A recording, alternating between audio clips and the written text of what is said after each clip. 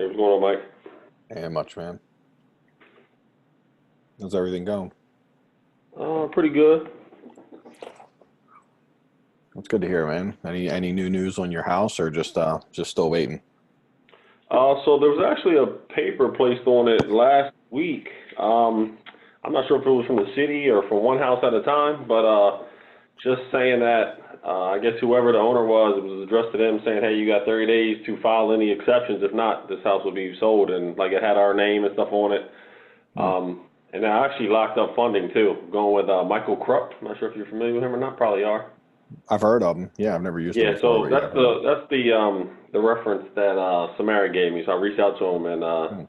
I was able to lock something in with him. So excited about that. What kind of deal did you end up working out with them? 12 and 3. And then like kind of what kind of financing? Do you give me like how much of the renovation and all that? So he's gonna fund with the 105. Um, Hmm. so 105, and then I think my payments are like right around 1,700. 12-month term, minimum of 4 months. Okay. Um, he does 5 draws. I think he does 150 per draw. I think he charged that up front though. Okay. Um, so we got the draw schedule all filled out, got all my stuff in there. So yeah, pretty excited about that. And then purchase, is he giving you like 90 or 100% of purchase Yeah, or? he's giving me 90% of that. Okay. I mean, dude, that sounds fair. I mean, that's a, first flip and it's better than what I paid my first flip for sure. Yeah, yeah. And then I asked him like, if we continue to do deals together, will the rates get better? He said for sure. So Okay. Yeah, man. I yeah, know. I actually reached out to Brooke because I think you told me you gave me Brooke's info. So I reached out to Brooke and so I just reached out to Brooke just let him know I was going with somebody else, and he thought that was he was very thankful of that, and so he was kind of asking questions, and I guess he knows Michael, and he's like, yeah, he's a good guy, you're in good hands, so he appreciated the call. So Well, that's good, man. yeah, just in case I gotta go to Brooke, in the future, I didn't want to kind of say, hey man, I guess it was courtesy just to let him know. So. Now, Brooke, did he look at your deal and just say no, or just No, I never went through him just because I had uh, started with Michael, and Michael uh, didn't he didn't require the stuff that Brooke did. Brooke wanted like bank statements and tax returns, and I know. Jen, honestly, I'm it's the like, reason I've never done business with him. And I have all those things, but like, I don't know why it's so painful for me to put them together. My coach just decided that I'm actually going to hire like a CFO type person up of off, up work, up, you know what I'm saying, off of Upwork. I couldn't get to say yeah, that correctly because right, I think that might be my missing piece right now. I don't know why. Man, sitting down doing all this financial stuff is like, I know how to do it. I train like, so I could understand like money and how to manage it, but it's not my passion for sure. It's really not my right. passion. Yeah, my coach was like, "Why don't you just hire a CFO, like, and just pay a couple grand a month for them to work with you 10 or 15 hours a week, a month or something like that, just to kind of pull everything together, make sure you have all the math in front of you." And I was like, you know what? I'd spend money on plenty of things, coaching, all kind of stuff without blinking an eye. I I can't even consider like whether it's 2 grand, 1,000 a month, whatever the cost is for me. It's outrageous because I need someone saying, Mike, let's run the numbers. You're paying 50K for this coaching and 30. Like, okay, someone's going to hold me accountable to make sure, because I never spend my money on like jet boats or anything. But like, I totally could like spend 50K on coaching and then never do much with it. Or I'm known for buying some coaching and not opening it. That's like kind of my thing, especially for like 500 bucks or something. And then, Right. I think that could, knowing that I got to hold myself accountable, someone's going to be really awesome. So with that being said, that was the main reason when me and Brooke talk. I like, thought he was an awesome guy. But when he was like, give me all these things, I'm like, oh, dude, come on, man. That's Yeah, brutal. Michael just asked for like, what did he ask for? He just asked for a credit report. I'm like, yeah, I can get that for you, man. Like that was simple. I'm Yeah, like, it's that's like a all he credit asked for. report, but then and they want things around the deal, like budget and stuff like that. There was stuff that'd be around the deal, but like, yeah, man, all that financial stuff. I'm like, I could sit there and take like a day to put all that together for you. Yeah, exactly. It's brutal for me. So Yeah, yeah, I mean, credit awesome. report and then a draw schedule. That's all Michael needed. I was like, yeah, I can get that for you. Yeah, he's an easygoing guy from what I've heard. I mean, he used to work with a friend of mine who was a little bit of a character, and he did a lot of deals with him. And that guy didn't have a lot of money, and he was always kind of like doing some wild stuff, and he was his lender for quite a while. So yeah, and Okay. I think he's known for like being pretty aggressive. I really probably should sit down and get to know him a little better because I've only, I've never really met him, and Right. I've heard of him through like people I know and have hung around and stuff. I've heard his name a lot, so I probably should because he sounds like he's pretty easygoing for like your first time deal, and I don't care. Like, dude, I think getting like all crazy over the percentages is like not even worth it. Like 12-3 versus 10-2, like, dude, it ain't even really a thing, man. It's all about who's going to give you the money, right? If they're going to give you the money, like a deal is a deal, regardless if you pay 12-3 or 10-2. And over time, you obviously want to knock down your costs when you got a little track record. But when you're new, it's about who's willing to fund you. And as long Right. as it's not gouging you, I mean, I think I paid from a guy named Bob Spalak or something like that. I paid like maybe 15-4 for my first deal. So Okay. yeah, it wasn't cheap, but I was like, whatever. I mean, I was like, did my first deal because of them. I was Yeah. like, high five, man. Thanks for funding me, right? Because not And Mike, everybody. I don't know if you know, but with Brooke, he said he keeps his rate the same regardless. If you do one deal with him, or if you do 50 deals with him, so he doesn't budge on that. He said. Well, that's true, but his look. The thing about him, what he does budge on is once like some students who've used him a lot, like Sabina, he'll fund 100% of your deal once you get a little track record with him. So he's Oh, definitely, okay. and I think that I think Nikki's using him quite regularly now because like he's pretty open on the funding piece. Once you've done a couple deals with him, he'll be like, here you go, here's like 100% of the money essentially. As long as the deals make some sense, obviously. But so that's nice, and and I know people that'll pay more for that because like the less Gotcha. money you have in a deal and the better you are because like the potential maybe you could do a second deal or you get a little more flexibility and that has like invaluable, it's pretty invaluable to have the flexibility of that. So I Yeah. don't get too pumped, man. I think shopping for rates like is, not a thing as long as the rates are in what I would call an acceptable range. And I'm thinking like on the high end, 13-3, 14-3 would be on the high end of an acceptable range. More importantly, what I would like is the terms though. I want to like, first of all, Brooke does 6 month or 9 month loans. I don't know, something like that. That I Mhm. don't love because I think that could be, if you get to the point where you need more than 6 months, the last thing you need is someone pounding you at cost because Right. obviously if you're taking 6 or 7 months to do your deal, you're probably like losing a little bit of profits and not like realizing the best outcome. So I like loans that don't actually penalize me for being a little bit like slow, because if I'm slow and I run into some shit, I don't want all the stuff I've already done to be compounded by a lender getting greedy and taking more. Right. I Right. want a lender like a year is nothing. If you start to get over a year, then you got problems. There's some major, like some stuff's been done wrong.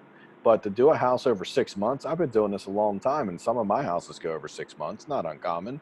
Not very often anymore since I've been real focused on it. But like we had a couple times where we had so many deals, man. Like so, and then we hit a couple weird things like in PG County where we didn't have like the person to get permits, and we know how to do it, but we didn't have the time to sit there and interview all the plumbers and HVAC guys, and stuff kind of set. And then we had PG County and Temple Hills was fighting each other. There was two different inspections you need to get, and these things were all very solvable. They just required attention. And when you got a lot of houses going on, it's hard to dedicate that much attention to something. So they fell through the cracks. And next thing you know, it took me 9 months from money in, money out, which is really long for me. And imagine my lender was a 12-month lender, so it was no problem. But imagine if I was in a spot where it was a 6 month lender, and next thing you know, he's like, give me 2 points or this or that. He's beat me up. Right. Only good thing that would have happened, I guess, if I'd have had a 6 month loan would have been I would have got my butt out there and fixed the problem. Because like about it was kind of funny about like in 9 months and about 7 months in, I'm like, what in the F is going on? Steve, my uncle who does my project management, and he's like, well, this problem, that problem, and we just basically shut the company down for like a week, dealt with the problems, pushed through them, and then the deal was back on track and we were all good. But it was interesting. Did require a lot of what was happening is he'd given some money to a permit runner to in like $1,000, and he was basically waiting on her so he didn't have to come back to me and say this lady ripped me off, which she did. Like she just strung him along for like 2 months. And Steve doesn't like to be ripped off, and he paid her $1,000. I'm like, Steve, it's $1,000, man. Like we probably easily paid like 4,000 in payments in the time you were waiting on her. So I'm like, no, just fire her, dude. But she was pretty good because she kept saying like, no, Steve, I'm so sorry, and tomorrow I'll have it for you, and like, just give me a couple more days. I don't want to lose your business, and so it wasn't like he was being a sucker. She was just really good at stringing him along, and Gotcha. I think honestly she was trying to get it done, maybe even, but it didn't matter. The reality of it was she wasn't getting it done, and it was time to pull the plug. So You know, that happens, and it's nice to have a lender that's giving you a year just in case you run into some stuff. Because Right. most of my stuff right now has been running about 4 to 5 months roughly, and that, you know, and that's pretty quick and very efficient. Especially since some of them were like 70 and 80K renovations, and they were going pretty fast. Like the one I did a video today on Northern Parkway, and we just looked at the math on that. It's 4.5 months. I bought it for 73. We came in like 80 on the renovation and sold it for 235. It's going to be about a $55,000 profit on a house I bought from a wholesaler. So that's Nice. pretty sweet, you know, that, you know, I was buying that from like directly from the source, no middleman, and was able to make that work. But funny enough, nobody wanted that deal. It had mold in the basement, water, probably toxic mold or black mold, who knows. But it was on a busy street.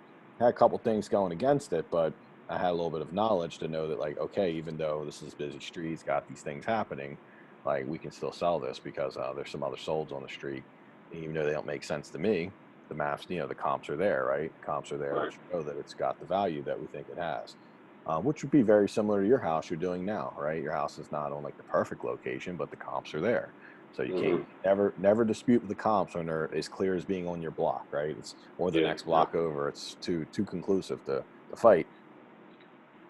Hey, yeah, man, good job. Great. That's worth celebrating. Awesome stuff. Yeah. Thanks. Also, I've got some other celebrations. Let me find those really quickly because we got Can some. I don't, Samara, I don't know if you can hear me, but thank you. I just told Mike that we locked up funding with Michael Krupp, so we're excited. Awesome. Thanks to you. Glad you reached out to him. So I have a celebration. Well, I have a celebration to add. Yeah, pop it Probably up. at 5 o'clock. Yeah, I'm going to get the contract from that gentleman that I've been working with since April on his row home. To buy it? Yep. Sweet. That's awesome. So That's a he's great ready. celebration. That's like Yeah. that's the relentless you know, constantly the relentless follow-up. Yep. So he's ready. I've been checking in with him this week, and he wants me to come by. So I think he said he wants me to stop by at 5:30 to pick it up. That's awesome. Congratulations. Now, are you Thank wholesaling you. that or Haven't decided because I'm almost done with this one. So I think I'm gonna need something else to work on next. yeah, let's take a look at it and see if it's got good comps and Mhm. solid, you know, solid area to do everything. And if so, then yeah, the timing probably be pretty good. And it's a private buyer too, so you could probably push it out 30 days and you know, or whatever you need, a couple 3 weeks to 30 days, and that would put you in almost a perfect spot to buy another house. Yeah, exactly. Yeah, cool. Congrats, Samara. Thank That's you. awesome.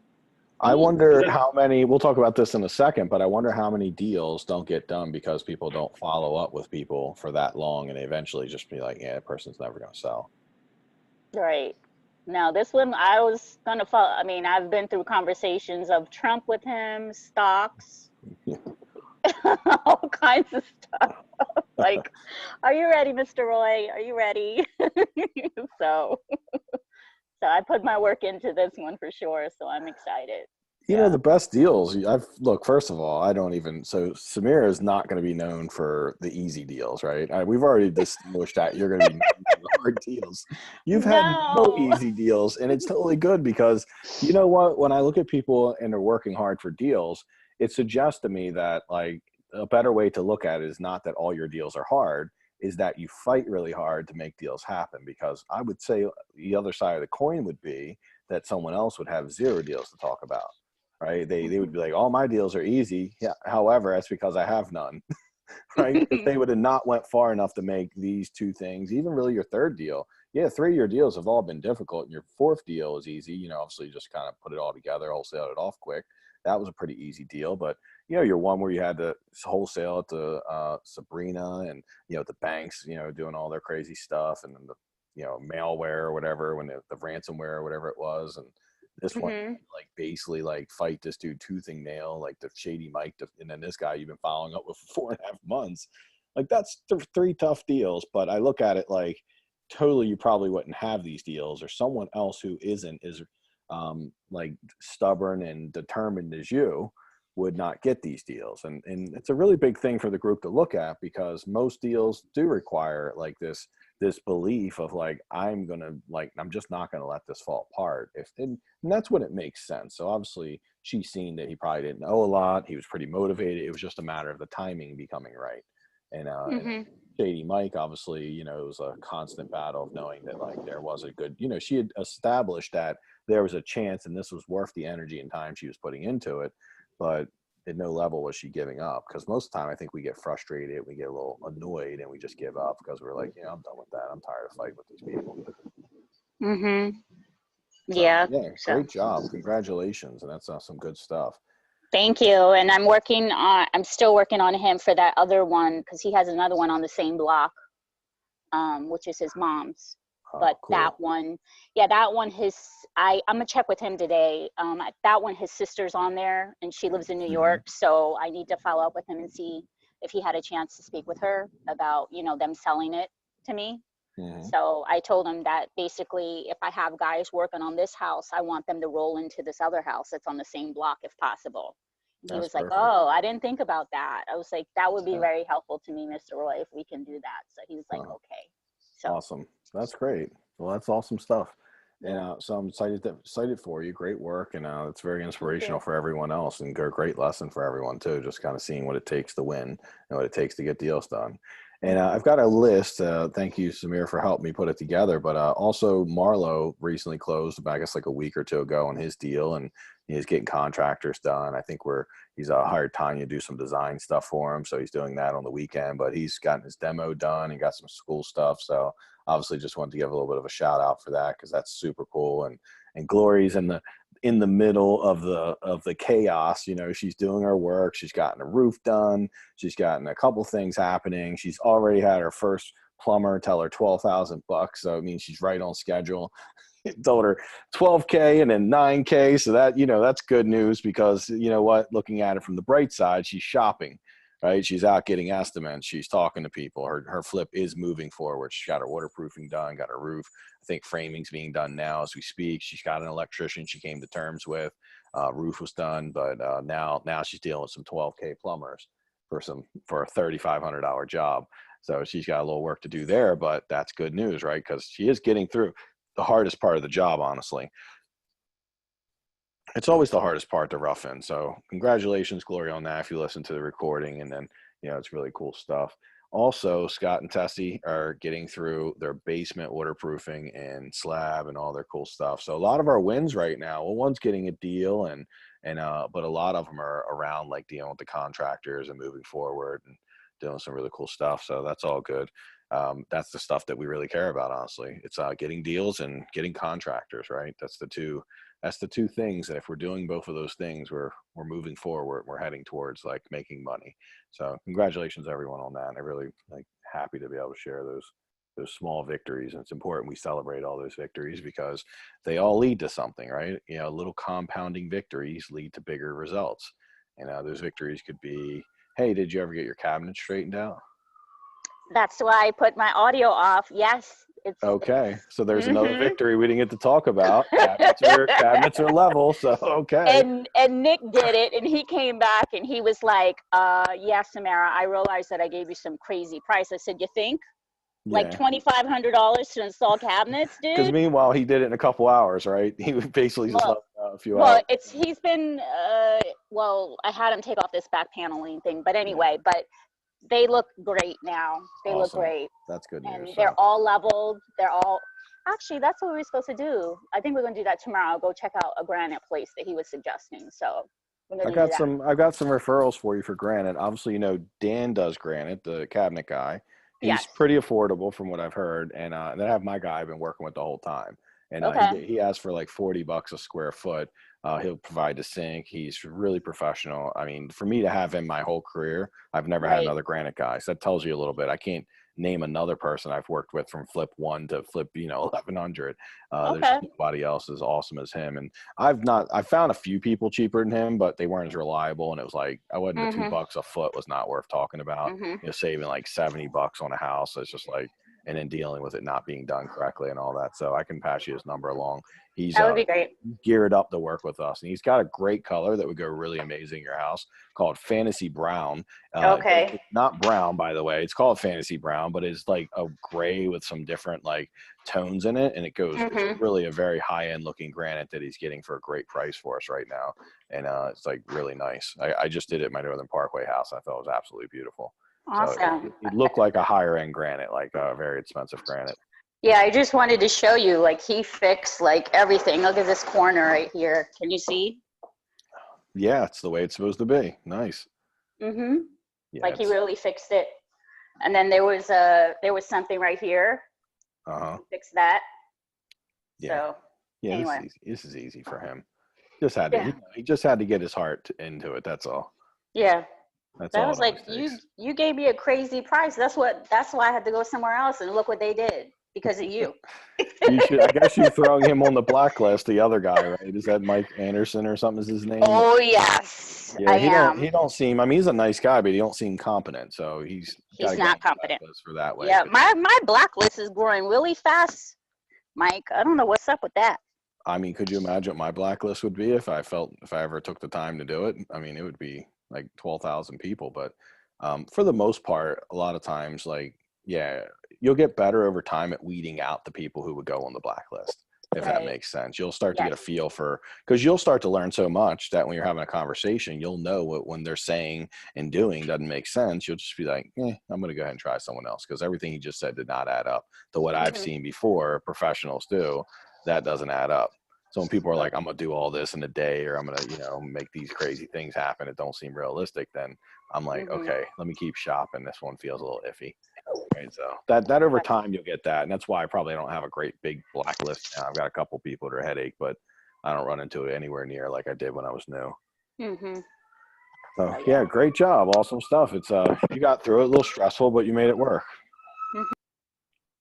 Cool. I've got some great stuff to jump into today, and thank you for all that help, Samara. I appreciate it. Some cool stuff everybody's doing, and let me go ahead and get you guys up on share here so we can talk. We're going to talk a little bit about contracts today, the cool stuff. Well, we'll get through it pretty quickly, because in general, the contracts are the boring stuff, but pretty important that you have a basic understanding of the contract. So when we talk about them, you'll never hear me get too deep in the weeds on contracts, because legitimately, obviously, if you're an attorney, you could spend your whole life studying contracts and all that. I want you always to think of contracts as more of a tool to clarify your communication, not a tool to take you to the court and win in court, because it's almost never profitable to take someone to court and win or lose. Because if you lose, you obviously have spent a ton of money on lawyers' fees. And when you win, most of the time, one of two things happen. You either win enough to cover your lawyer fees, and the other thing is maybe you win enough to cover your lawyer's fees and you can't collect it because the person you sued is broke. So lawyers are generally the ones who win in these kind of like debates, these business debates. They're the ones that win. So you'll find that, and they love to stall things along. They like to be disagreeable and like, I'm positioning you, and next thing but while they're doing that, they're charging you $200 to $400 an hour. So in general, I always love to not bring lawyers in, and it took me quite a long time to figure this out, but most things, not all, but most things can be handled sitting at the kitchen table, just taking a little higher level position whenever you have these disagreements. Like now, I just had to fix somebody. We had a pipe on a deal I did with Matt, one of my higher end students, and it turned into being a nightmare. So we sold a house, and come to find out, Matt didn't do a drain scope, one of the things I always say to do, and the drain was draining into the backyard and not into any kind of sewer. So there was just poop in their backyard. And, we only sold the house a couple months ago, and someone calls and says, hey, there's poop in the backyard. I'm like, oh God. Then I'm like, Mom, did we do the drain scope? Come to find out we didn't. So so we're totally legally, we're not really in any place where we have to do it legally, but I'm using my foresight to know that if there's poop going into someone's backyard, they are going to get an attorney, win or lose. I'm going to spend a lot of money on attorney's fees. And even though I'm fairly certain that because of the way, the laws are written and all that, I totally would not lose, but I would still lose my time, my energy, and my legal fees, because very hard for me to get any legal fees back from them, because they have, legitimate gripe, even though the law's not in their favor. So I chose to fix it and spend the money, same money I would have spent on an attorney anyhow. And this is one of those rare scenarios where it kind of is my fault, even though technically it's not. I feel like, in my opinion, in good faith, we should have got a drain scope, and I don't want to sell a house that has poop going in the backyard. That's kind of messed up, right? So I'm not saying, like, if there's something that happens to the house 6 months or a year later we couldn't have known about, that does become the buyer's, problem. They're not buying a brand new house, but that's pretty, even though we didn't know it, and there was multiple home inspections and we had no valid reason to know this was going on, I feel bad for them. And in good faith, I'm spending my money trying to fix it. So we did. We ended up spending about $8K, by the way. So it started at 2,500, went to 5, went to 8. And I'm like, I haven't experienced that in a long time. So I guess it was nice for me to see the change order game that I've personally told you that I never participate in. But this was one of those things where he was like, I got to dig up X and it's 2,500 if it works. But then, like, we found out we had to dig up more. And then it was crazy because then we had to dig up onto someone else's property, because the problem was not even in our yard. It was in someone else's property. And then, so we had to get permission from them. And it was just a train wreck. So what I would call the perfect storm of bad stuff. Right. And I don't believe in, I believe we can fix a lot of things. But the only thing that would have been fixed if we'd have done our drain scope is we just would have been dealing with this problem when we renovated it, which I would have preferred, by the way, just because it would have been much easier to deal with while we were renovating it. It would have been less headache for them, obviously, and all the stress that's been created for them over me taking care of this, because it's not been a straight path. We've been going back and forth with them for like a month trying to fix it, fix more, fix less. Always a little bit of negotiation going on. So I tell you that story because I don't deal with many lawsuits, because most of the time I'm willing to just follow the contracts, right? And if the contracts say that I've done right, or that I didn't break any rules, then that's fine. Like, at some level I can get away with anything. But sometimes we have to go outside the contract and determine whether what we did is moral or not, right? If you're religious and you believe in God, and would you be able to stand at the pearly gates and be happy with decisions you've made in your life? Would you consider yourself a good person of character? And so it doesn't, and believe me, I'm no sucker when it comes to this stuff. I won't do everything, but at the same time, I used to do nothing. I just follow the letter of the law. And now I'm like, you know what? I'd rather take a higher position and decide, like, is there some things I could do? And I justify it with the fact that it probably going to cost me money, because see, if it's, even if I'm legally right, if someone's angry enough to sue me, then it's going to cost me a lot of money. So contracts, we use contracts to clarify things. However, when you're thinking of a contract, I don't want you to think of it as, I have a contract and I'm going to sue you if you don't do this thing in the contract.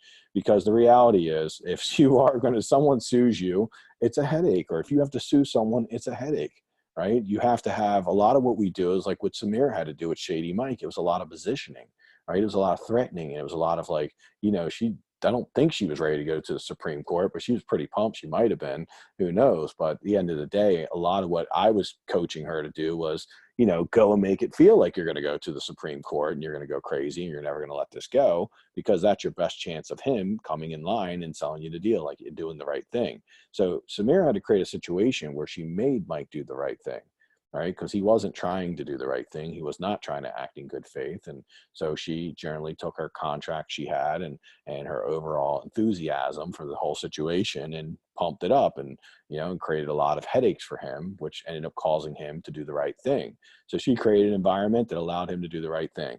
Now, obviously, if she went to court, she'd done any of those things, she might have won, she might not have won, who knows? Totally would have been a situation, whatever she won, she would have never got paid, because I'm sure that dude had no money. So at the end of the day, we weren't looking, she wasn't looking to take him to court. And I would say we're generally not looking to take people to court, right? When we're thinking of contracts, I just love those contracts literally just for clarifying what we've agreed upon, making sure it's on paper. Because often in the heat of the moment of you buying a house and you telling somebody all these things, they're forgetting a lot of what you're saying, right? They're just not remembering all the details. Because see, for them, this might be like your 5th house you bought, or your 1100 like me. But for them, it's something they haven't done ever before usually. and they generally just don't have a lot of experience at this. So there's a lot going on in their head. So let's talk a little bit about the different types of contracts that I commonly use. There's obviously millions of different types of contracts, but in this business, there's a handful of them you're going to use quite regularly. And the first one's the purchase contract, obviously, and that's when we're buying properties and we're buying those straight from sellers. And there's two types of purchase contract. There's a MAR contract, which is the Maryland Real Estate Association or Association of Realtors contract. That's a pre-done contract that we can't change. And that contract is what we call a buyer-friendly contract, okay? So if we were to buy houses with that contract, it would give us a lot of room to get in the deals. The reason we don't use that is because it's like about 30 pages long. And what it does, it tends to get people to get an attorney to look at it, because it makes it hard for people to make a decision. If you plump down like 30 pages and they're like, what in the world? I better hire someone to look at this. We never want someone taking any contract to an attorney because, well, first of all, the attorney is going to slow everything up so they can charge by the hour. And we always know time is against us. So anytime it takes a week or 2 weeks for an attorney to review the contract, well, others can come in and offer more. The attorney themselves likely will steal the deal or refer the deal to one of their main people. I've seen it all happen. So it's in our best interest to have a very simple contract. So whenever we're dealing with people directly, we always use the purchase contract that I provide for you in the Resource Center, which is 1 page, maybe 1.5 pages. Really simple. The language is simple enough, and then we explain it to them. We simplify it. We do give them the overview, right? We don't go in like, this means this. You just say, look, this is really simple, just some straightforward paperwork. You're selling the house to me. I'm paying you X amount of dollars. I'm giving you this much deposit, buying the house as is, and I'm going to settle in 30 days. And here's the name of my settlement company, your contact, and all those things. Any questions? Like, that's how I explain a contract. It is literally 1 to 2 minutes tops. You go any farther than that, you're probably making it more complex. And if you're making it more complex, then people are going to get overwhelmed and are going to be like, let me have my attorney review this. I want to see what I'm getting into. So in general, I try to really do what, I do a very quick overview and then ask, do they have any questions? And most of the time they don't have questions. If they do, they're like really simple, easy to answer. Like, well, will you clean all the stuff out of the house? And when we go to settlement, will they give us cash or a check, or how do we handle that? Do we have to go to a settlement company, or can they come to us? It's stuff like that. All things we can easily answer. So purchase contracts, 2 types, the MAR, which is crazy long. And if you're buying like an REO or something from a bank, you're going to have to use that one. It's required. But if you're buying privately, like Samira is, I'm sure she's not using the MAR contract. I would hope not, because Roy probably be pretty overwhelmed with that. So ultimately, we just sign a simple, easy, right to the point, really good. Now, also, I would say that, at the highest level, the MAR contract has holes in it for everyone. It's kind of awful contract. It's almost like not even enforceable because there's so much crap in it from, trying to protect so many different people. Now, our contract that we use that comes from the Resource Center is actually what's going to be called a pro-buyer contract, okay? We have pro-seller contracts and we have pro-buyer contracts.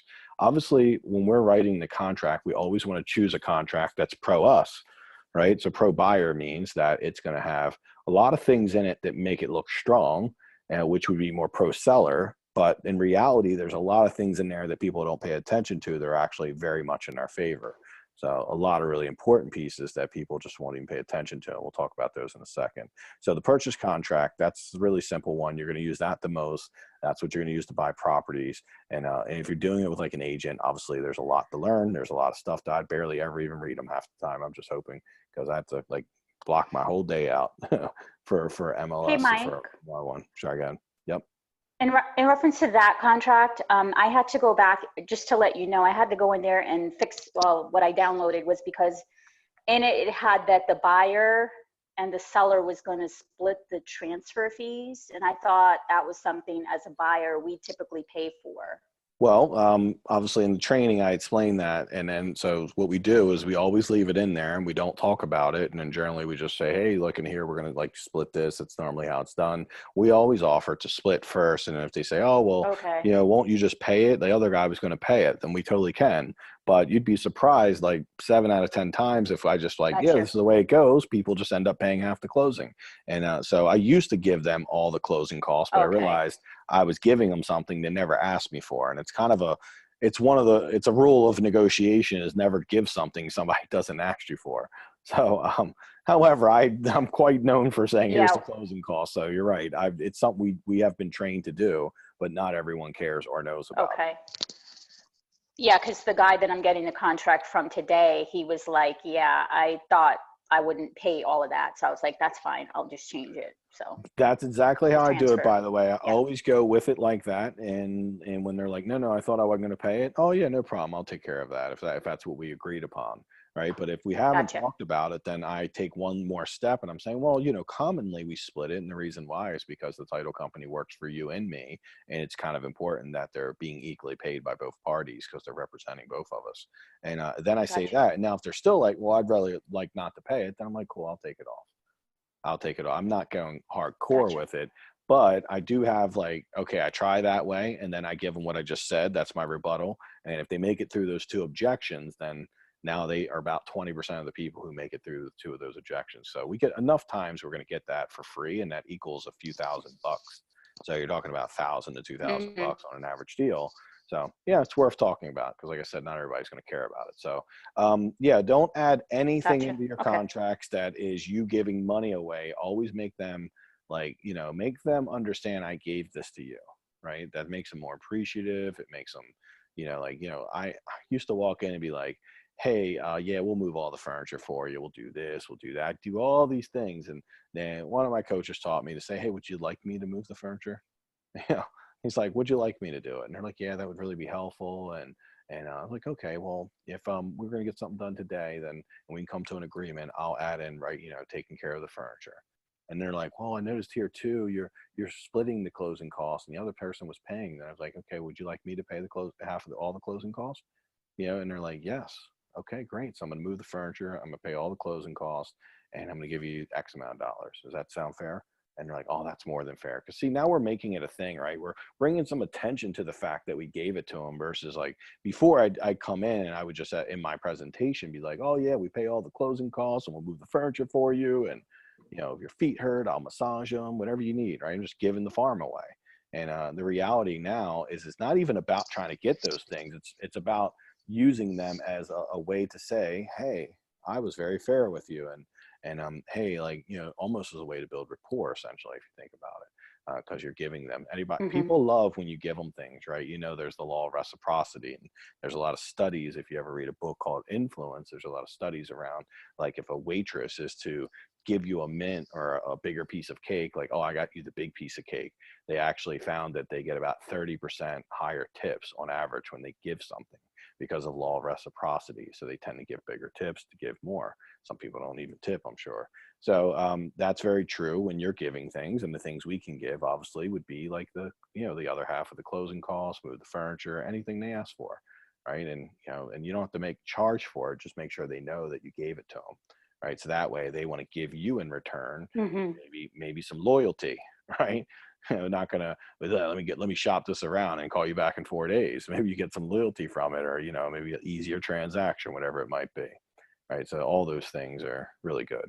So yes. So the way it's written right now is the way I use it, but you certainly are welcome to change it because, like I said, this is not the end of the day. Many years I did it exactly. I gave all that stuff away, and my business was still fine. I think it's a little bit better now. So let's take one. Okay. Thank you. You're welcome.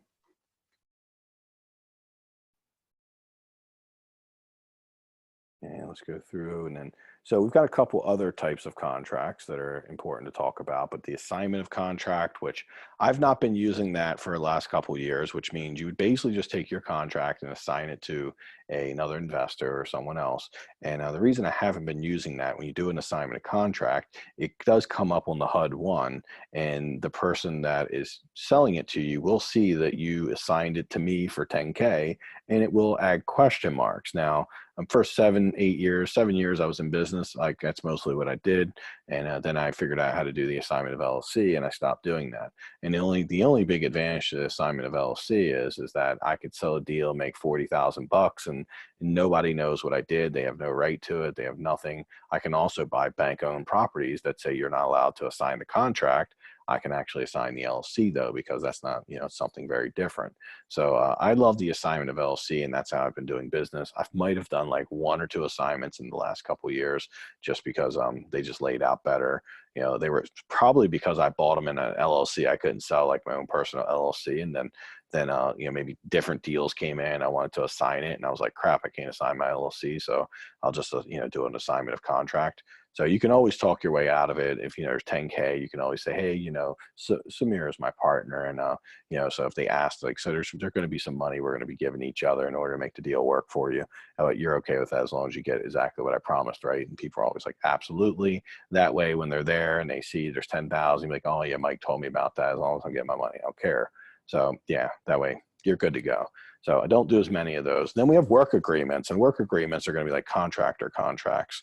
You can certainly use those. And like I said, I've never sued a contractor. I've never used a performance clause against a contractor because the contracts are not really worth more than the paper they're written on, but they are a great way to understand the agreement that has been in place.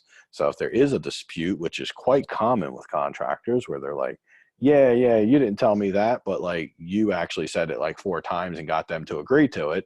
But then 3 days later, it's like, you never said that. Well, that's a pretty common thing that happens with contractors. So that's where a quick little contractor agreement, which is in the resource center, comes together. Now that contractor agreement is not very long. It's essentially like, you, Samara Velasquez, is going to do, you know, X work for $2,200, a payment to happen after completion of work. And you'll have this done in 7 days, essentially. And then every day after 7 days, you'll pay a penalty of performance clause. You'll pay a penalty of $200.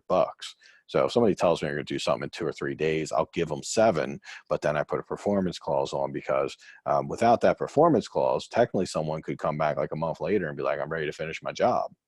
What do you mean you gave it to someone else? Like, you can't do that.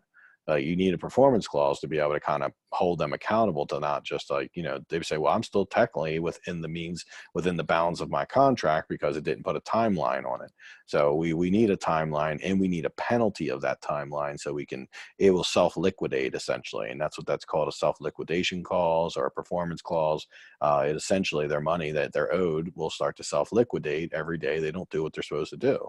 And this performance clause is really just a maneuvering tactic. I don't think I've ever used it. I've legitimately, if somebody takes more than 7 days, like, I don't want to take their money if they do get done in 8 or 9 days, but I do want to use it to say, hey, look, your money's disappearing. I'm willing to work with you and give you a day 2 more, but if you can't do this next day or 2, you might, well, let's work this out. I'll get someone else in. So I'm always using contracts just as a means to get people to do what I want, not as a means to actually hold, like, you know, sue them or get them in court or take anything from them. But to anyone who's ever dealt with a contractor, you can testify to the fact that when you get in a scenario where they're taking way longer than you expected, it's nice to have some agreement you can lean on that's going to be like, hey, we agreed upon this, and now this is going to happen. Court, I'm going to work it all out, but I need you to get out the way so I can fix this, and then make this all work to the, you know, turn out to be as much in your favor as it can be. So we always have work agreements. I don't use them now because I don't need them with the people. I've worked with them and I have a history. So that's something I tend to get away from once I trust and like the people I'm working with. With that being said, if it's someone new, and, you know, especially if you're ever giving them money up front, like Marlo asked you, you want to have some type of paperwork, right? Something that's just saying what they're doing, and something you could use to leverage them. Because remember, our job's not to sue people and take them to court, but if they really did do something pretty wrong to us, then like it might mean us getting a lawsuit against them in order to them, like, to hear us, because you'd be surprised how many people won't even pay attention to you until you take some type of legal action, whether it's filing a lawsuit, it's putting a judgment against them, anything you do. It's always about like just creating some belief that it's going to be not in your best interest to not like listen and talk to me and work this out. Because that's what we have to create. We have to create scenarios where it's in their best interest to work things out with us. So paperwork helps us leverage things, right? We're using it as leverage. We're using it for clarity. We're not using it to fight a 2-year battle in court, because again, big distraction from your business. But you might end up in that scenario, but hopefully not. And now in contracts, these are the types of contracts we call them. There's clauses that are going to be in these contracts. And a clause is essentially just a different It's a sentence saying something along the lines of like, this contract is contingent upon inspection, or contingent upon partner's approval, or third party assignment, or major structural defect is one we use. We love that because when anybody asks me about it, like, what does that mean? They're like, structural defects, you can get out of the contract. I'm like, well, there's no structural defects, right? Do you have any structural problems that you need to let me know about? They're like, no, there's none that we know of. I'm like, okay, well, as long as there's no structural problems, we'll be good. But if you really read it, it says major or structural defects. And major defects could be, it needs a water heater, right? It needs front doors could be considered a major defect. So it's a very loose out that we could use if we ever need to get out of a deal. We can get out of most deals with our contracts. And to be honest, most of my contracts, I don't even have deposits on them. So like, I'm not kind of even really in the deal and there ain't much they can do about it. But I've got a lot of little crazy ways to get out of the contract. I never get out of contracts, but if someone's doing something wrong to me, remember, I want a very buyer friendly contract. So if someone's trying to do something slimy to me, I want a contract that's going to protect me against bad character people. Right. That's what my contract does for us. It protects us against that, with you know, as much as it could. With that being said, I'm not an attorney. So if you are really worried about all this, then you should take the contract I'm giving you or get an attorney to write yours. Totally up to you. But this is what I've used for 10 years. And a lot of my students have used it for years and really haven't found any holes in it yet that are, you know, of importance that we need to fix. Another little out for us is general warranty deeds. There's three different types of deeds you can get commonly. One is the worst one is a quick claim deed, right? You've heard that. And then there's something called a special warranty deed. And then there's a general warranty deed, and that's the best one. In Maryland, because, you know, it's rare to find a property that has like all the paperwork for like 80 years, a lot of them are going to be special warranty deeds. So most of the time we don't get a general warranty deed. So we put in our contract that the seller will provide a general warranty deed. And why do we do that? Not because we need a general warranty deed. We do that because if it is a special warranty deed and we want to get out of contract, we could be like, hey, it's, you know, it's not the right type of deed. We can't do the business for whatever reason. Our partner just doesn't accept these type. Right. So it gives us another little potential for an out. Now, not every house is a special warranty deed, but this is just something that no one will ever fight with. No attorney would even take this out. Like an attorney sees that, they're not going to complain about that. They're going to say, okay, yeah, you got to give them a good deed. Right. So these are these little like sneaky ones that we can put in that, you know, in case we ever really need it. And again, you got a lot of cool clauses in there, a lot of stuff in there, but to be honest, I'm not using it for any other reason than that.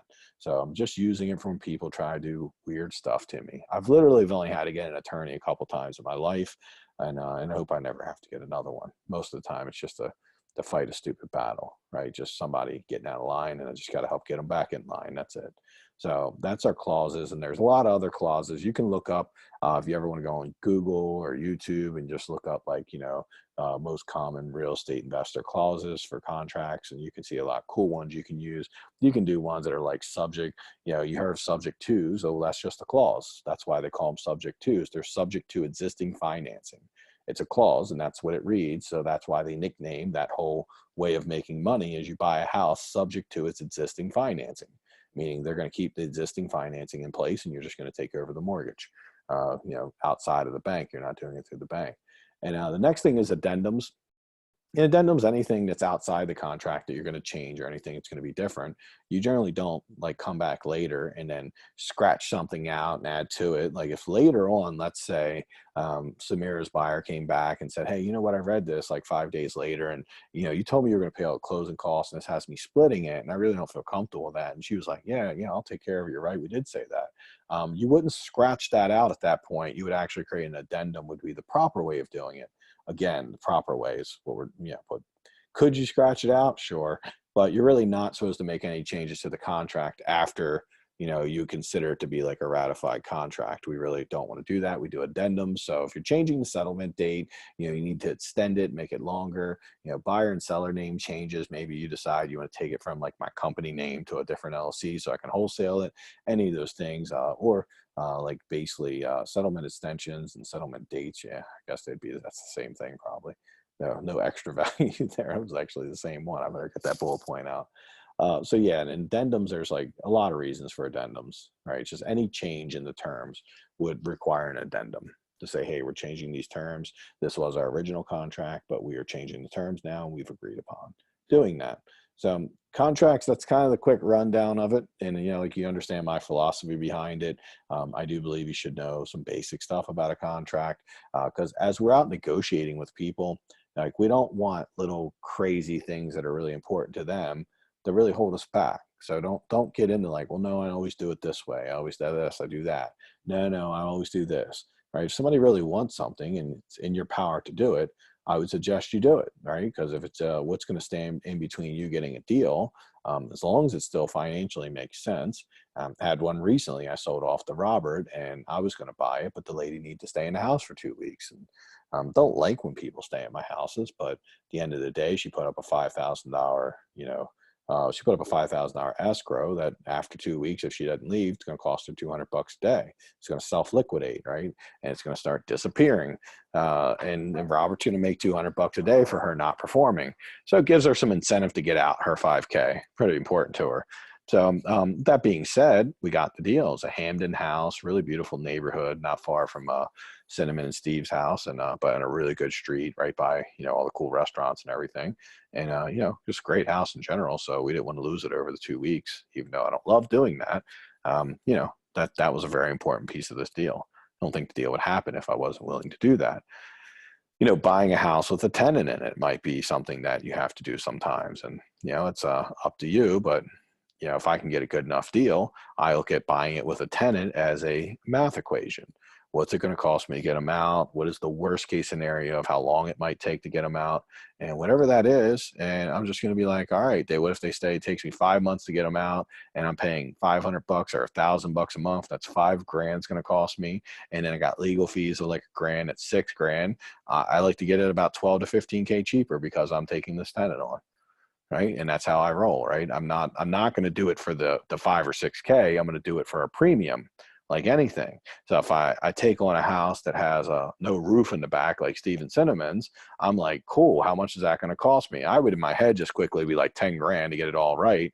And, but I need like a 15 to 20 grand discount to buy it.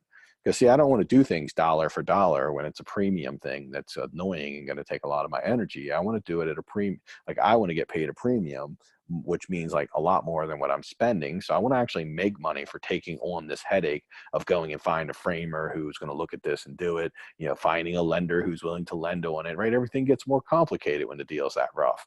So they did get their house at a premium and they got it at a good enough price to cover all that, which is awesome. But would we do that house if we were making 20 to 30K? I wouldn't recommend it because you totally would not. You'd be taking on all this very complicated, hard work without getting a premium in return.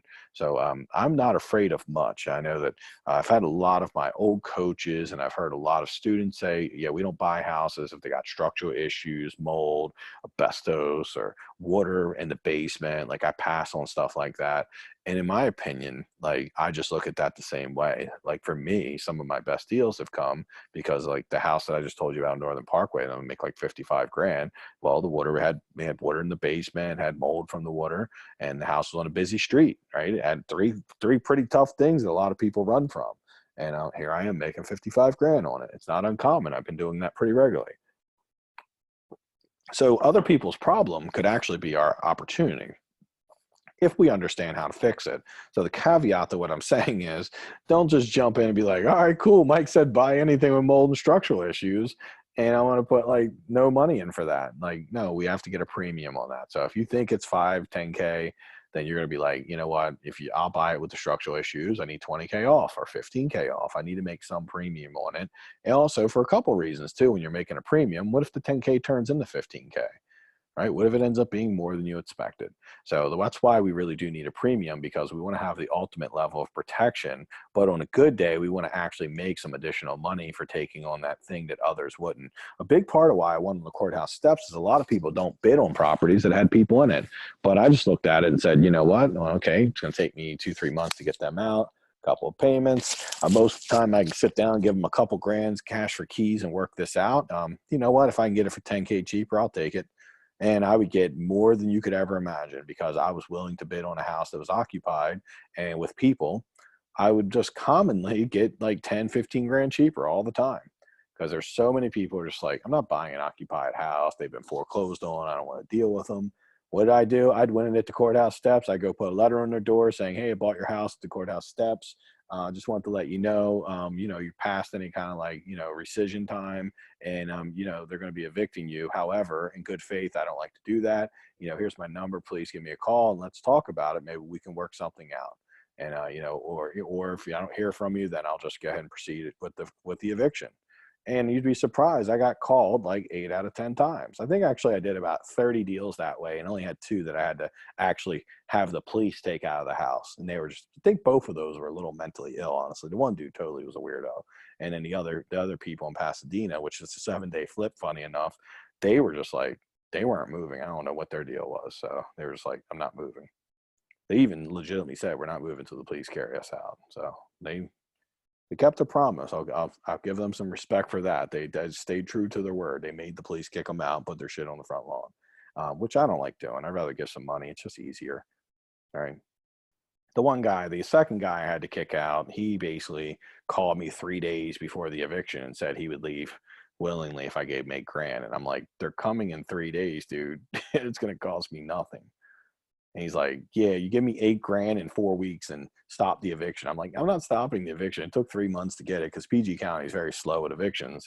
So know that if you do buy something occupied in PG, it's definitely going to take a lot longer than it would in Baltimore or AA County. AA County is probably the fastest to get people out. Baltimore is second fastest, and PG is the slowest. It's awful in PG, and DC's really bad too. So DC is kind of you can get a big discount in DC because of how tough it is and how tenant friendly it is. But, it might be to the point where you might want to avoid it. But again, I'm saying that, but at the same time, anything that people avoid because they don't understand or don't like or haven't created a system for means it could be a really big opportunity for you if you understand it. So, when you're going through a house, look for things that others traditionally think are big problems, and then use contracts to write your way through it. I bought a house with a crazy major foundational problem, and I basically, when I found it, I'm like, look, you have a major structural defect, and I'm going to need to get some estimates. And they were like, oh, does that mean you're not going to buy the property? And I'm like, no, I'm still going to buy it, but I'm going to need to get some estimates, figure out what's going to cost. And, you're going to have to probably take care of that. And they were like, okay, just see what it's going to cost. And I ended up getting an estimate for $55K and got a $55K discount on it because I had that major and structural defect thing on there. And it's the only time I ever had to use it, and the whole time I've been in business. But they had a bunch of crap on a wall, and somebody moved it for some reason and seen that the whole freaking foundation was caving in. It was bad. And to get a $55K estimate, you understand. That ended up being my biggest profit to date, though. We ended up making like $104,000 profit on that house because we got a $55K discount. And then I was able to go get the work done for like 10 or 15K. And now I know a lot about foundations, and that house also had mold all through it. So in that one house, I was able to learn a ton about waterproofing, foundations, and mold. Like 3 big things that a lot of people are afraid of. And so you only got to do them one time for you to feel more comfortable with it. So obviously, if a basement's filled with water, then I'm excited because I know that a lot of investors will see that and run. And for me, I know exactly what it takes to fix it. So good stuff. It's value play. Now, contracts, anytime we have any of that in there, just make sure you write something in, right? If there's a major structural issue, then you might want to write in that, they'll give you, say, 7 or 10 days to get some structural estimates. If they're dealing with a really big problem, they totally might. And, if you know enough about the structural issue, and you could just say, hey, give me a bigger discount and I'll just take it. One. A lot of times people will, surprisingly. They'll be like, yeah, here's a bunch of money. And if you'll just take it the way it is, yeah, I'll give you 20K off. It's not uncommon. So for the longest time, we look for things with mold, water, structural problems. Anytime anything like that came on the market, we found we had a high win rate because of our understanding of it and our ability not to really be fearful of it. I feel like even at some level, when people understand what to do with it, it still makes them hesitate some, right? It makes them skip a beat. And as they're skipping a beat, we're just pouncing. Because for me, I'm going forward and I'm going at it really hard. And they're actually just like, oh man, well, we can do it. But like, you know what, let's just put a little extra money into being very conservative because of it. So I kind of love those situations. And you guys should love them too, because ultimately they're going to be a big part of how you win deals. Like I said, Steven Cinnamon got a great deal because they took on some stuff that everybody else was pretty afraid of. So, and they'll conquer it. They'll get past it. Any questions about contracts, anything you're using or doing? And it seems like I haven't had a lot of questions overall about contracts, but I wanted to give you that overall feel for it. Hey, Mike, I just wanted to ask, when you say that if you buy auction property that's occupied, and then you write them a letter and they call you, what do you work out typically? Called cash for keys. So something where you just basically work out something where you give them a couple bucks to move. You're really just letting them know, like, hey, the game's up. It's time to move. Your house been sold at auction, and it's you got to get out if it's occupied. And just the fact that you've sent them this letter is usually enough for them to say, okay, I'm going to leave, and now it's real, right? Because people always have a hope that it just will go away, and it's very real. Once you bought it at courthouse steps, it's not reversible at that point.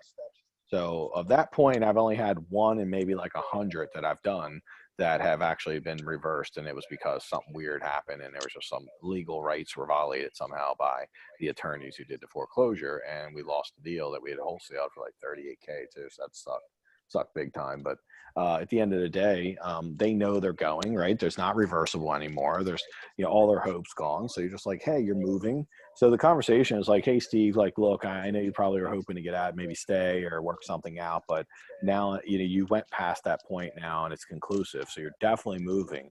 And the question now is like, would you like us to help you? Or do you just want to wait it out until the sheriffs come out and evict? We would prefer that you don't wait for that to happen. Um, can we help you get out? And that's it. And they're always like, yep, yeah, man, what can you do? And you usually end up giving them like $1,000 to $2,000. Set a date for them to leave, and you give them that money once they've moved out and give you the keys. Like I'll meet them there to give me the keys, their stuff's out, and I'm like, here's a check, thank you. And they sign what's called a cash for keys agreement, giving you possession of the property. Gotcha. So it's a type of motivation, I guess, to get them out. Is that pretty much what you're doing? Yeah, I mean, I'm just giving them a little something so they'll go. But you'd be Okay, gotcha. surprised. A lot of people just go once they know it's happening. They just go, and so I've even done a cash for keys when I went to court one time. Like I took a lady to court once, and she's like, "I didn't even know," and I was like, "Yeah, you didn't know. I put like 10 letters on your door, so you definitely knew." And when she gets to court, she's like, "Can we work something out?" I'm like, "Yeah, absolutely. What do you need?" She's like, "I need 3 weeks," and I gave her like $2,000, and I'm just like, I do that because it's the right thing to do, number one, and it's just always going to be better for people to leave on good terms. If they leave on, they know the police are coming in 3 days. They could rip all the plumbing out and do all kind of stuff. They could do some bad things to the house. So I just think it's good mojo to get people out with cash for keys. And you'd be surprised if you knock on the door, you put a letter, knock on the door, you'd be surprised they'll answer, and you're usually willing to talk to you. They're always going to tell you a bunch of stories, a lot of bullshit, but in general, they're willing to talk to you, and they're happy that you're. You think any other investors are like, I'm going to give you $2,000 to leave? No, every other investor is like sitting up in their, behind the curtain like the Wizard of Oz, like a little troll, right, and just sending the paperwork in, and evicting them, and then just like acting like they want to be very hands off from it. And you totally could do that, by the way, if you'd like. In my experience, it's way better to do cash for keys, and you get a way better success rate with it because you have more control over it. Because you never know what'll happen when you hire the popo to come in there. They find reasons not to do it. One time we evicted somebody and they barricaded themselves like they were like professional tenants, and they put like couches all against the door and stuff, and they were like, dude, we can't do anything about that. Like, what do you want us to do? Like, we can't get through that. And they were like, they knew to do that because they knew that the sheriffs couldn't get through it. You couldn't get a locksmith through it. So we had to then do a new eviction with like some kind of crazy thing that happened. And eventually, though, I had to get through, and it was a bunch of drug addicts, and I had to give them money. And it was like 7 of them, so I had to give like all 7 of them a couple $100. It was like wrangling cats, but that was a unique situation where those people were they were highly educated drug addicts on the rent laws. Essentially, they knew every move in the book. So you don't get that a lot, especially if you buy in the courthouse steps, because courthouse steps is owners, so they generally are just they're just somebody's like, the reason they don't leave is because they're just not accepting what's happened. And when you sit in front of them, you end up being that person. It's like, oh man, it's done. Shit, we're gonna have to move. So, and then the fact you're willing to give money, they generally are always highly, highly appreciative of it, because you certainly don't have to do it. It's just a higher level play. So yeah, you just give them a cash for keys, work out a deal. If they are not willing to do that, then I start eviction and I get them out, and then I become the troll sitting up in the, from looking down from the balcony and like, get out the house. But only when they make me. Gotcha. Okay. Any other questions? General questions? Anything?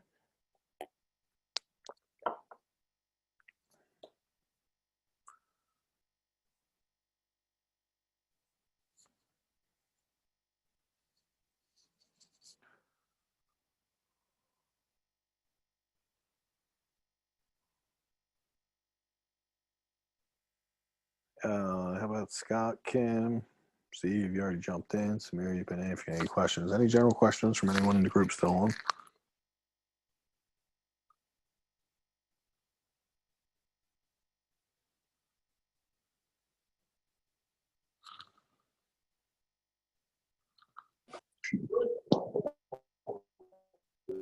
I don't have any questions about contracts. Is good stuff, man. And Thank you. cash for keys, done a lot of them in the past with the banks. So anytime you can do that, it's a great idea. Yeah, awesome. And that's so. If yours says with the bank, what does that mean exactly? Okay, so just for everybody on the call, I mean, some of the things that tenants or to a house, it's just unbelievable. I had a house in Phoenix that had concrete from the master bathroom toilet all the way down into the past the drain into the sewer line. Oh, I've seen that So before. imagine what that could cost. Yeah, that's awful. Yeah, I've seen them do that crazy. before. So that's a great point. Scott just made the whole concrete thing, and yeah, they can get pretty wiggy in there, man, when they're angry. So I always try to definitely approach them. I say I'm very nice. I'm like Judge Judy, right? I'm fair, but I'm firm. I go and I'm very firm about it, but I'm like, look, I don't want to do you wrong, but at the same time, like if you can't leave, then. And I always do the same thing I tell you guys to do with like the investor. I'm like, look, I'm representing an investor. And he's an attorney. He's kind of a jerk. He totally can just evict you. He likes doing the paperwork, but I always found that it's best for me to sit here with you and work it out if we can. Right? Are you open to that? And then most time people are like, yeah. But I always like, freaking crazy attorneys, they are. And I always have like a fake attorney, partner, investor or something who I'm representing essentially just to, give them a fair opportunity. But if not, I have to unleash this scary saber-tooth attorney on them. Right. So I always say that works really well, surprisingly. So and I'm doing that in their best interest because I have to tell you, they're always going to leave. It ain't like they're staying. And it's just, honestly, from my standpoint, it is truly cheaper just to legally get them out. I just love what Scott said, though. I don't want to deal with them putting concrete in the stuff. And also, I don't want to, I do believe I live my life to some type of moral code. I don't want to throw people in the street if I don't have to. If they are just in a bad place and they, just need it, like they're not leaving because they don't have $800 to get a moving truck, then like I totally want to be able to give them that $800. Like I don't want to throw their stuff out on the lawn and, while people are crying and stuff because they didn't have $800. Like that's so not worth it, right? There's just no universe where that makes sense to do. And so I don't know if anyone really teaches that, like other than some slimy people, but a lot of people do it where they just kick people out because they don't want to. They're not sociable and they don't want to go and talk to people. And I'm like, this is a scenario where they're generally happy to talk to you about it. They just, they're just embarrassed, obviously, like, this thing didn't go as well. And so you just listen to like, I hurt my toe. And that's why we stopped making the payment. My toe got hurt and then my truck broke down. And, then I got this cold, and then like, it probably had nothing to do with the crack pipes laying around the house, I'm sure, but it's all good. We just, we're very sympathetic. But thank you for sharing that, Scott, because I've had nobody put concrete down, but I've had some other wild stuff happen. But I would say that I haven't had a whole lot bad happen, though, honestly, other than one or two things. But because most of the time I'm doing the cash for keys, which I think eliminates a lot of the crazy, drama. Yeah, it definitely eliminates the crazy drama, and it's a negotiation at that point where they feel like they're winning too. So they feel like they're winning. And where you win in a big way is, imagine if you have the ability like 9 out of 10 times to go and sit with someone and get them to leave peacefully, then you become more willing to buy a property that has a tenant in it. And you just look at it like an equation. If you can get that thing at a nice discount, which you often will, by the way, like not like to buy houses with people in it. like wholesale deals are for like, hey, we'll get someone out, or you can buy it occupied. Then, that's a whole different deal if you'll buy it occupied. Yeah. Wholesaler gets their money now, or they get it, or they got to go and do the eviction process for months. And, they would way prefer to sell to you cheaper now and then let you deal with that stuff. Right. Makes sense. Yeah. It actually, just talking about this brought up another thing. I don't know how many of us are actually out there at the courthouse steps. But one property that I had to do an eviction on, again in Phoenix, this was as an agent, but the tenant had no idea that they were being foreclosed on, and come to find out, the landlord, he was a scumbag landlord that had like 50 properties because he could buy 50 properties, back in 2005, 2006, 2007. Yeah. And this scumbag landlord literally lived like a half mile away, and he kept coming by because he knew they were going to be posting a foreclosure notice.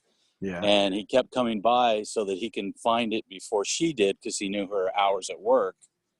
And she basically, when the bank foreclosed and I got the property, at that point was the first time she found out that there was a foreclosure going on. Yeah, that happens a lot with tenants. That's not uncommon because the landlord wants to keep collecting the rent. So that's what he did. That's pretty funny when you think about it. They're not paying the mortgage and they're collecting the rent. That's a good game to play, I guess, on their side. It's but karma's, I wouldn't want that karma. Well, you know what? Thanks. That karma doesn't rate very high because he didn't really, well, obviously he kind of screwed over the tenant at the end of it, but the karma of like ripping the bank off. I've had a few friends that were like bought houses in 2007 and 8. And then like one friend, he bought a house in Canton for $400K and put $450 in work into it. It was absolutely amazing house. And he owed $850 on it. But when he come to me, he's like, yeah, we just finished it. We're going to move in it, but I don't think we want to live there anymore. Like we had a kid, we're thinking about moving to the county, and it took him 4 years to renovate it, and the market shifted on him. And he's like, let's comp it together and tell me what you think it's worth. And we started comping it. We found it was worth like $450, and he owed $850. And he's like, wow, what should I do? And I'm like, listen, man. He's like, no, but I can't do that. I'm like, just go give him. Like, are you going to spend the rest of your life paying this down?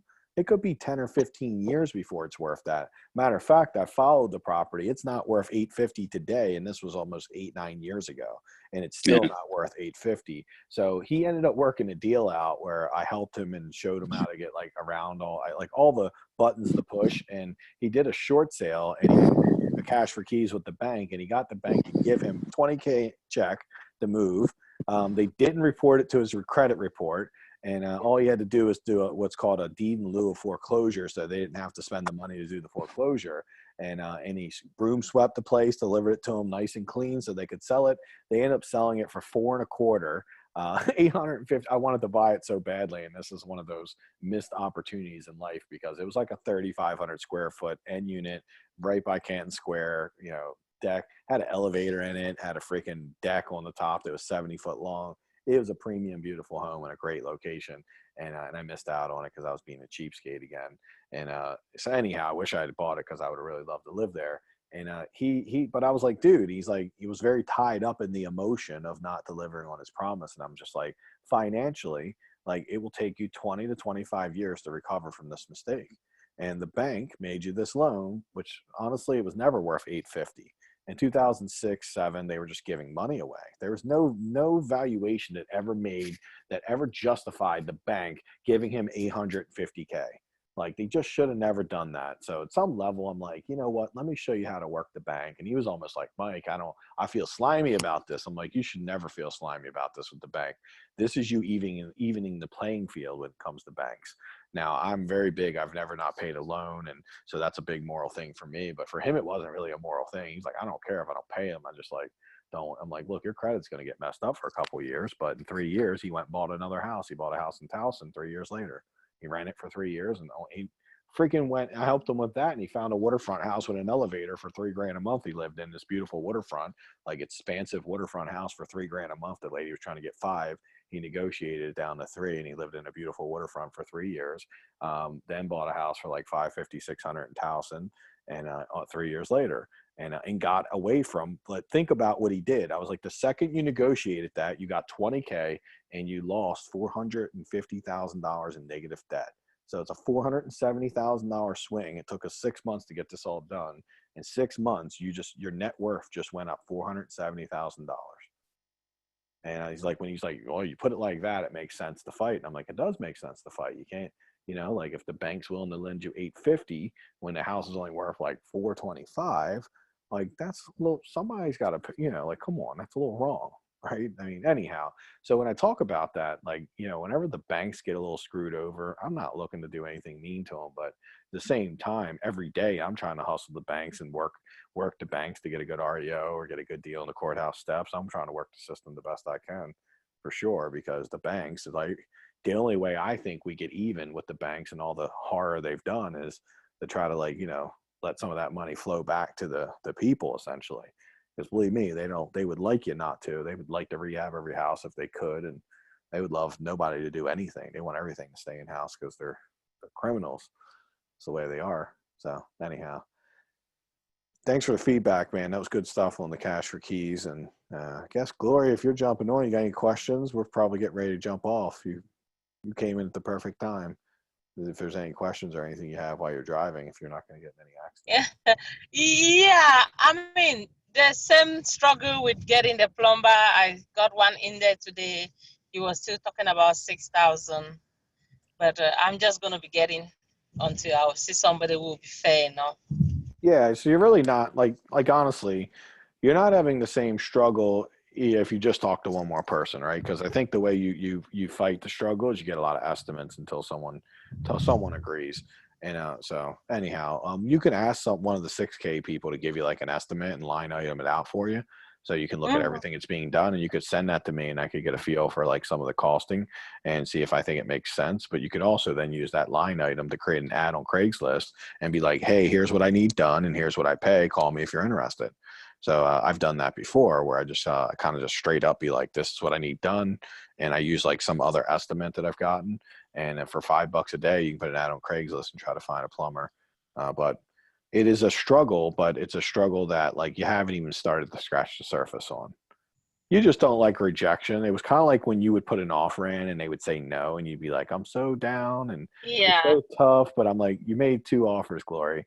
And then like they would accept like the 4th one, and you'd be like, but I worked so hard for it. I'm like, no, actually most people put in 10 or 15 offers. I don't know how you get 1 and 4, but you feel every bit of pain. It's like the whole journey for you is brutal, because you're feeling all the losses essentially. And then over time, what you'll do is turn that off a little and know that like this is just part of our day, right? People coming through and saying 12K for the plumbing and, not doing what they're supposed to do. It's all part of the journey. It's all part of the thing we deal with and as being house flippers. And we learn to take it in stride. It took me a couple years to start taking it more in stride. Really took me about 7 or 8 to get great at it, because I'm not naturally the person who deals with things not going the way they're supposed to go. Well, I don't deal with that well, naturally. But if they go out there and like this guy today, I was trying to get him to go out there without me being there, but it was a kind of like impossible, because it's like you have to show them, the things you have to do, where things need to go. Show them the drawings. You don't have to show them anything. Say, I'll send you the drawings, and if they're like, yeah, you need to be out there, you like, I'm not going to be out there. I mean, I'll send you drawings. You can't give an estimate based on drawings. Send them the drawings. They should be able to tell where things are going to go. They want you out there because they want to be able to try to tell you how bad it is, and it's convince you of why you got to pay more money. It's a tactic they're using, and the counterplay for you is not to go out. The only way you're going to get 15 or 20 people through without you losing your mind is for you not to meet all 15 or 20 people. You get, because I mean, if you meet every person, then here's what's going to happen, right? And this is the chess game, like the reverse engineering of it that I've had to go through myself to figure this out. The reverse engineering of it is, if you meet every single person, it's essentially going to take, you already feel every blow, but it's going to take it and just like, it's going to be like purgatory, right? You're just going to feel every ounce of rejection and heartache and people saying it's 12K, you're crazy. And eventually they're going to soften you up, right? And you're going to be like, you know what? 6K ain't so bad. I'm going to just go with the 6K person, because that was all those 12Ks going to make the 6K feel good. This is actually what a lot of women do to men. men who don't have any game, eventually they're just like, you know what, I'm good. Like, I'm tired of being rejected. And I guess men probably do the way. I actually have seen men do it to women too. I had this lady I knew, and she had like about the ugliest guy ever, and he was like so ugly. Like, what are you dating this guy for? He's kind of like a deadbeat. And it was interesting when she told me how they met. He's like, yeah, he approached me, and I wouldn't date him because he was a deadbeat, but he kept trying forever. And then eventually she was like, said yes, and next thing you know, they're married. And I'm like, okay. Wow. Like, all right, well, like, so make sure the contractors don't do that. You don't want to end up with a deadbeat contractor, because they just keep working it until they catch you in a spot where you're just like, you know what, I want the problem to go away. So your job is to make getting all these people through and finding that person as easy and painless as possible. So every time you go meet them, that is the most painful way to deal with them. So you get my Okay. point? So Yeah, I get it. yeah, you don't want to make it any more painful than it has to be, because if you do, then eventually you're just going to give in, and 6K will probably end up being the best price you can get, because the more people you talk to, the more that price will go down. So if 6K is the best you've gotten in 4 people, okay. Like, did you notice, wasn't it 6,500 before that? And wasn't it like 9K, 12K, and 6,500 you told me? Yeah, there was 9K, there was 12K, 9K, 7.5, and then now 6K. Bam. But It's look what's just, I mean, happening. it's coming down like You see in the the trend? thousands. Exactly. It just went down $1,500 in one day. So you get my point. Stay on track, and you'll get somewhere closer to where you want to be. Because I mean, yes, we only had like 4K in the budget. Maybe you can't get it done for 4K, but I'd advise you to be very thoughtful and fight really hard not to go far over that 4K, because Okay. you're going to have to do this in other areas of the job too. So there's no better time to learn than right now, to what it takes to get things done for the cheapest price. Because if you don't fight hard on this one, then like it's going to come up again on the sheetrock. It's going to come up again on doing the flooring, the cabinets, everything. And eventually Yeah. you're just going to get into a pattern of paying too much for everything.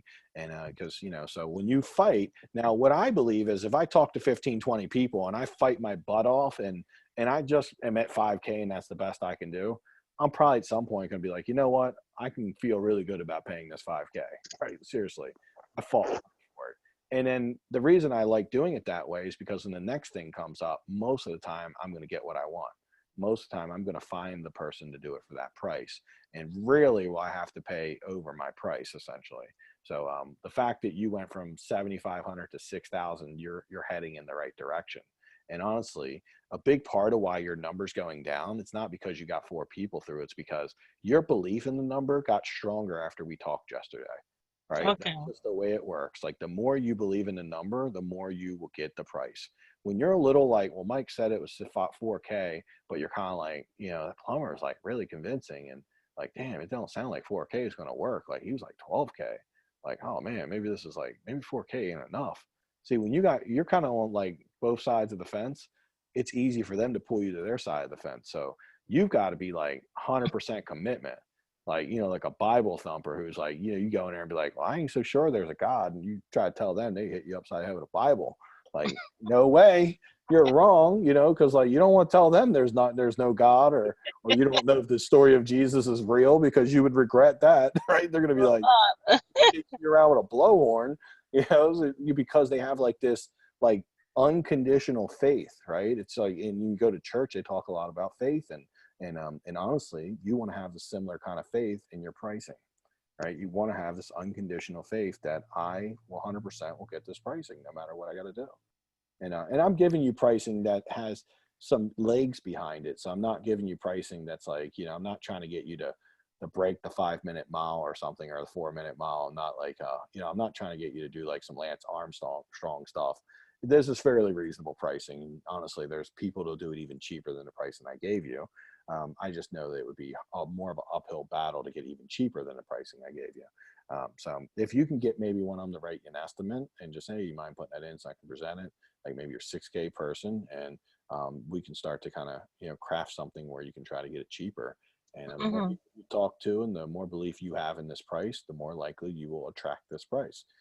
So again, I think you went from like, okay, Mike said it, but like these other people were saying Mike's wrong, to like me being like, hey, trust me, this is how it goes. Like, I'm not wrong. And then, so then all of a sudden you get the best price you've gotten yet, right? You got the 6K. I think that's the best price yet. It ain't the best price or where you need to be, but it's going in the right direction for sure. Okay. So good stuff for everyone else to learn too, because honestly, if there was one thing I feel like I could teach every single call, it's going to be this. Your ability to drive these prices down and fight for these numbers is literally going to be the difference of whether you need to be a wholesaler or a rehabber. If you cannot acquire this skill eventually, you don't have to have it day one, but if you're not going to work hard to really hone this part of your deal making and your negotiating in, then you're never going to make it as a house flipper. I can tell you there's no house flipper that I've ever seen make it long term who didn't have this ability, and most of them weren't born with it, but most of them had to learn it, because when they weren't fighting hard for the money, they were never making any real profits. So, you know, like most of our profits is made in your ability to get these dudes from 9 to 12K down to the 4 or 5K max. That's where all your money is going to be made for sure. So if like you're being super loose and just paying the guy 9K, well, then you're going to go, never going to make money. You'll never make it. But even paying them 5 is something that maybe on the next 3 flips, you could try to get them from 5 to 4. Does that make sense? Yeah. So, I mean, not saying to pay 5. I'm only saying like at least Yeah. that's like, it's in a Well, ballpark yeah. of acceptable variance. They're asking me where I got my prizes from, who gave me those prizes. They're asking me all kind of I got great answer for that. You say, I'm not new to this. That's what my plumbers do it for. I would get them to do this job, but most of them are in Baltimore and they don't want to travel out here. Or you could just say they're on my other flips, right? That's what we pay. It's standardized. So you just say, look, so that's what I tell people. We're like, well, yeah, nobody can do it for that price. I'm saying, I say this to them, like, yeah, Gloria, I understand you feel that way, but honestly, you know, me and my partners, we do a lot of flips, and that's what we pay, and that's what all of our other guys work for, and they're making a good living because they figured out how to be able to do this and make a profit. I mean, maybe that's not a good fit for you. Maybe you're used to working more retail, but you know, I can give you a lot of repeat business, and honestly, this is what we're paying, and there are people that'll work for it. So maybe we can try to find out what they're doing different. And that's it. So when I say that to them, and I say it like, you know, not that someone told me, but like, Mm. this is what I've paid, and this is what I always pay. And you know, when you're new, and that is what it is. But essentially, you're just pulling from my experience, right? Because this is what I always pay. Like the number I gave you is what I always pay for, and it's what most of my students are paying. Especially any of my students who've done more than a few deals, they're all paying these numbers. Like every student I work with in the higher level groups are paying this price, right? None of them are paying more than what I told you. Okay. So 6K, you can ask like Robert. He's done about 40 or 50 flips in Baltimore, and he does some really big houses, like 2,000 square feet. He's generally spending about 5 to 7K to do a whole house, like all new plumbing. Wow. So, you know, and that's not like your house, you're saving most of the plumbing. You're just doing like a little. It's you know, a lot Yeah. of the pipes, for some reason, maybe the demo guy cut some of the pipes or whatever, but because all of them are saying these pipes are cut, they need new pipes, you know, and then yeah, stuff like that. It needs new piping, and then the toilet in the basement didn't. They have to dig it. It didn't really exist, and So are then they going to dig it and put an injector pit or something, or? I don't know. They have to dig it to put like a. There was no top there. It was just a. It used to be a. How long did they say it would take? Did they tell you how long it would take them to do it? No, they didn't. Since they don't even agree on the price, they don't take how long. But I know it would take like a week. Yeah. No, well, it shouldn't take a week. I mean, rough end plumbing, it don't even take a week to do all new plumbing from ground up. That takes like 3 or 4 days. Yeah, they think it's a ground up because they need to dig. They need to dig the floor to connect the pipes. No, but ground up means like from the pipe, every single pipe in the house is being replaced. That's not the case in your house. Okay. I don't care if somebody cut a couple pipes. You fix the couple pipes. You don't put all new in. So maybe your fight is you got to get them to like understand that you need to save some shit. Like you ain't ripping all my stuff out. Like, because all plumbers and electricians love to rip everything out. Like that is a thing. They love saying like, oh, let's just do all new. It's like literally, man, I'll charge you the same thing in labor to do all new as fixing what's here. But the part they're not telling you is you're saving a lot of materials if they save what's there, and you're not buying a bunch of materials. So it is actually cheaper for you to go ahead and say, no, fix what's here. Like I only want to fix what's broke and what we're adding. So you fix the broken pipes, you save all the good pipes, and you add the things you need, right? That's a different, job there than doing all new plumbing. You definitely don't like the problem if you do all new plumbing, Gloria, is they're going to rip out every ounce of sheetrock. That's number one. They're going to rip out all your sheetrock. They're going to ripping out trim. You're going to have gut in the house. So this is why you can't allow them to do that, because like there's a ton of plumbing running through the walls that don't need to be touched.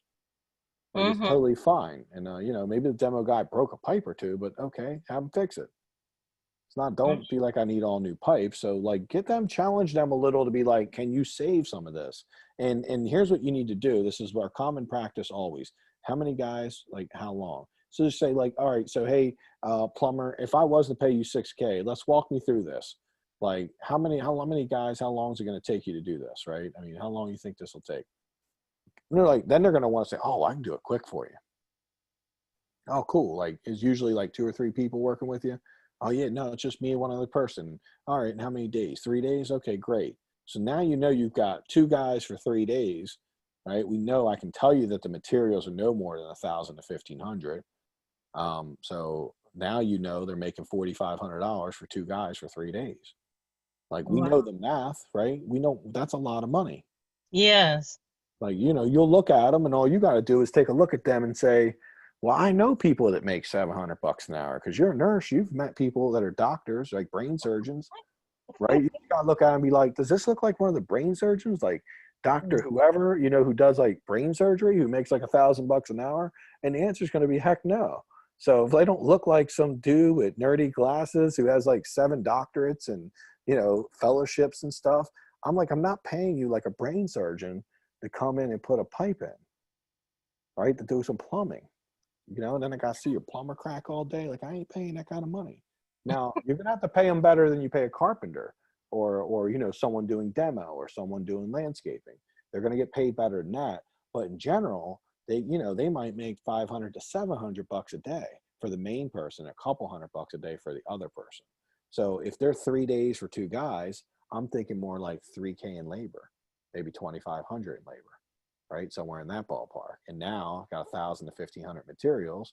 That starts to be like $4,000, right? Maybe 4,500. You see, the math makes sense in my head. But I want the math to make sense in your head, because I can tell you that, and basically right now, I think there's 2 things.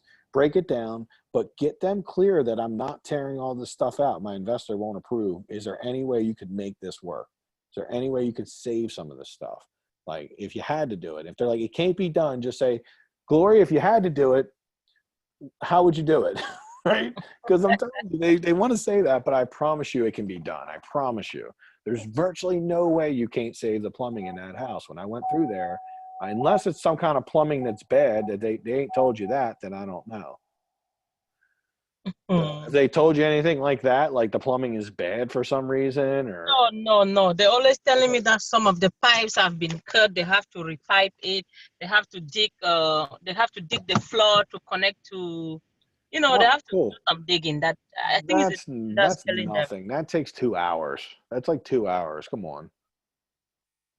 That's a couple hours work. I mean, you can get a laborer to dig it for them. I've done that before. I'm like, well, listen, what if I got a laborer to dig it for you? They're like, okay, I'll charge you $1,000 less then. Like you're charging $1,000 to do 2 hours of digging. I mean, they are plumbers. They don't like to dig. I get it because they're kind of highly skilled people. But with that being said, you just got to get in and negotiate. Just get in and go back and forth with them, negotiate with them, ask questions, challenge them, because this is what you need to do in order to get what you want, right? And eventually, the more you start having that dialogue I just told you to have, watch the price. The price is going to go to that next level. It's going to keep going down and down and down, because the reality is like, and then, so I do want you to find out how many guys, how many days, because if they're thinking 10 days or a week, then yeah, they should be more expensive. But the right plumber can get in and out of that house in 2 to 3 days. A good plumber. Wow. It's all it is. I mean, like I said, I've had from ground up means they don't save a pipe in the house. They just repipe the whole thing, which I can tell you that 70, 80% of the time, even in some of the worst homes, I'm saving stuff. It is so rare for me to just redo all the pipes. It is really rare. Same thing with electric. I mean, the only time I redo all the electric when it's knob and tube, and I just can't seriously save anything. There's just it's not good enough for me to save. Then when only time I redo all the plumbing is when it's galvanized and it don't have any water flow. Right? I mean, I have saved galvanized and connected to it, but sometimes galvanized gets all cruddy and the water doesn't have good water flow. Then I have to do all new piping in the house. But beyond that, 100% of the time beyond that, I've not replaced the whole house. Because I'm like, if you save 4 pipes over in that left corner of the living room, those 4 pipes are money I don't have to spend. So let's walk through the house and show me what you can save. Mm-hmm. And then when they do that, now let's talk about how much cheaper you can do it because you're saving these pipes. So you just got to get them thinking, okay? Like I know I'm talking a lot about this for everyone else, but this is such an important piece for everyone. This isn't just about the plumber. It's about everything you're hearing me say right now and how to get these people to where they need to be. When you conquer this, for everyone on this call, when you conquer this, this is going to be the game changer. I'm telling you right now, this is one of the biggest things that successful flippers have. The ability to just be like, you know what? I refuse.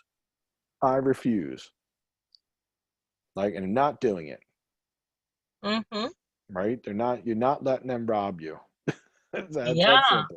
I refuse for real because first I don't have the money, so Well, I that's just actually the best way to think about it. Like you yeah. actually just don't have the money. You make a couple of these choices and you're going to be in a bad spot. Yeah, I just don't have the money. It's not in the budget. And also, there is a gas line there that I want to make everything electric if that will cut the cost. So, because right now the gas will just be for the cooker. So, I'm thinking of just making an electric cooker. Why though? Because you have a gas line. It's not expensive to just run a flex line to the cooker, to the oven. I mean, the stove. It's not a big deal. It's like $200 or something usually. Because the gas line too is like it's cut somewhere, somehow. Oh, And then we were moving the kitchen from okay. that back. So it's kind of a headache. Honestly, I think it should, if you're getting the gas line done by someone who knows what they're doing, it should cost you about the same money to do the gas line as it will to run a new wire for the oven. Because know that now the electrician will need to run a wire for the oven, and that Mm-hmm. wire is going to be a heavy gauge wire that costs about maybe $150 on just wire itself. So it's going to cost you $300 to $400 to run a wire for the oven since it's not already existing, and it should only be $300 to $400 to put a gas line. And when you're selling the house, it is better to have a gas stove than an electric stove if they cost the same thing. So I would just talk to the right person who's not afraid of doing a freaking pipe. Even if they got to take the pipe from the outside in, it ain't that big a deal. You know, they're just going to run what's called a flex line. They're going to have one pipe and a flex line. It's really easy to work with. Like gas stuff is just, not everyone knows how to do gas, but most plumbers should know how to do gas. And if Okay. you do, then just you talk to the right person. And again, they're going to make this seem easy and not feel hard. You're just talking to people who are used to getting paid, like overpaid. A lot. Probably So, why they're free, Glory, too, by the way. You know that, right? That's why they're running around looking for work because, see, the people who understand the pricing probably are currently on a job. So not always the and I'm just looking on Craigslist. Like, I don't know other case. sites to look them. I would maybe just put not an ad, but put a post out on like the Baltimore Investors Network, any kind of like groups. What is one of the groups around you would be in like DC area would be like the DC REIA if they have a discussion board. I don't know if Andre Johnson has a discussion board, like the Deals Meetup, if that has one. Like essentially just try to find like any of the meetup groups and just throw something on there. Facebook, your Facebook page, any kind of investment groups, like, all these different little groups they have. And you'll find there's some people there. That's one thing. If you're doing Craigslist, is fine. The secret to Craigslist is you need a filter though. Okay. So what I mean by that is you need a filter. So you need an ad that does two things, right? That's super clear. And you want that ad to repel the people you don't want to talk to, like repel them, like you're talking about Trump to Democrat. Right. You don't want a Democrat to come in. You just talk about Trump, and Democrats will get away. They hate Trump. Right. They get a little passionate. So they're that's the way it is. So there's certain things they hate. And so you like people that like to overcharge and have inflated self-worth. Well, they hate anyone that says a price. Like, so if you put in your ad, hey, here's what I'm doing and here's what I'm paying, you're going to completely repel all the people who just want to make price up. right? They're gonna say, I'm not dealing with that. You're gonna tell me what I charge, right? They're gonna hate you, and they're not gonna want to call you, and that's what you want, right? Because you don't want to talk to them. However, the people who think like subcontractors don't even give estimates.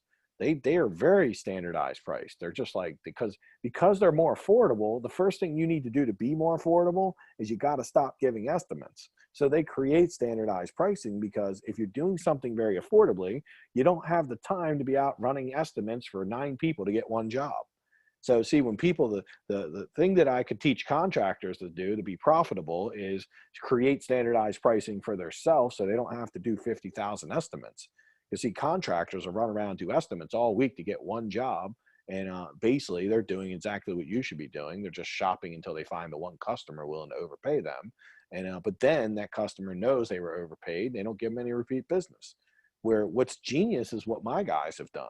They essentially have created standardized pricing, figured out how to make good profit with it, and now they never have to market. They never have to do estimates.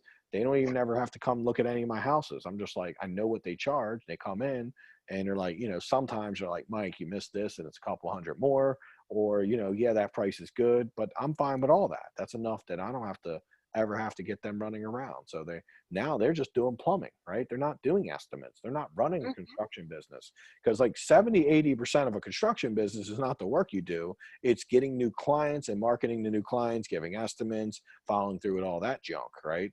That's the stuff that drives people crazy. So you need to weed out the people who are like, yeah, I just want to come to the house, Gloria, and meet you in person. Well, the cheap guy is not going to want to do that.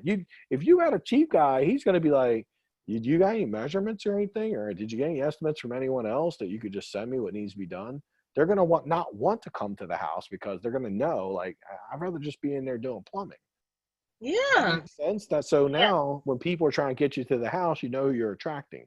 The estimate giver, the guy who's out there playing the numbers, like trying to give a bunch of estimates until he can convince someone.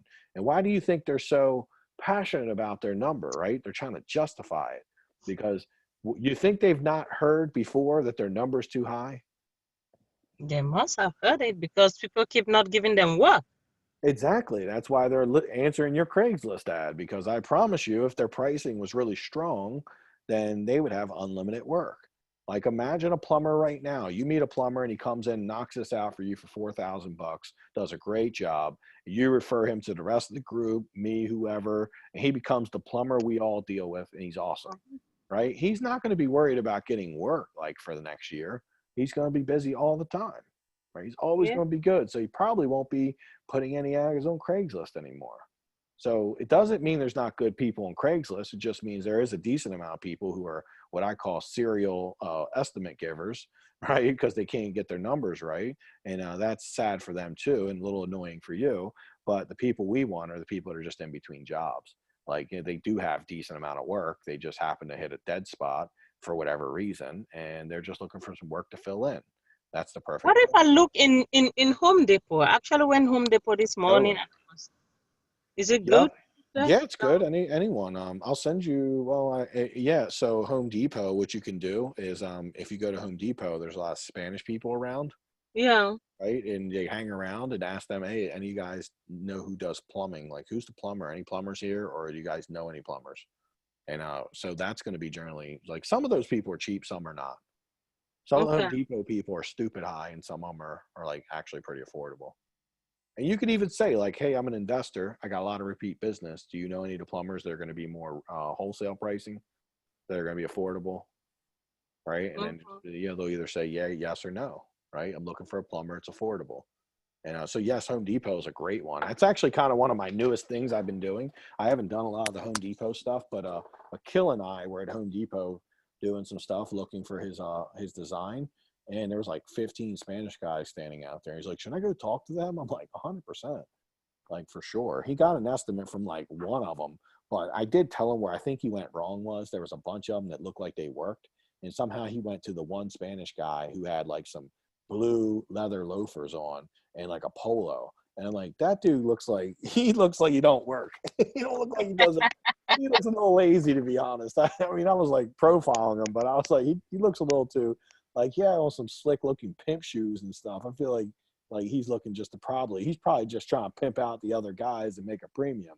Like I want my guy that I hire to work. I want him working with the other people. I want him to put some Yeah. work in. I don't want to just try and pimp people because you know, they're always going to want more money. But I think there's a lot of opportunity there, and you certainly can try. Right? Same thing. Just try, and they'll be, yeah, let's come look at it. And you can, you know, you probably can come to some terms on it. Okay. But give that a try and let me know how it goes. Okay. Thank you so much. You're welcome. All right. Bye-bye. All right, everyone. Well, great call today. I will talk to everyone on Tuesday. Good luck with anybody who's doing work and looking for deals. We'll talk some more. See you. Okay. You guys.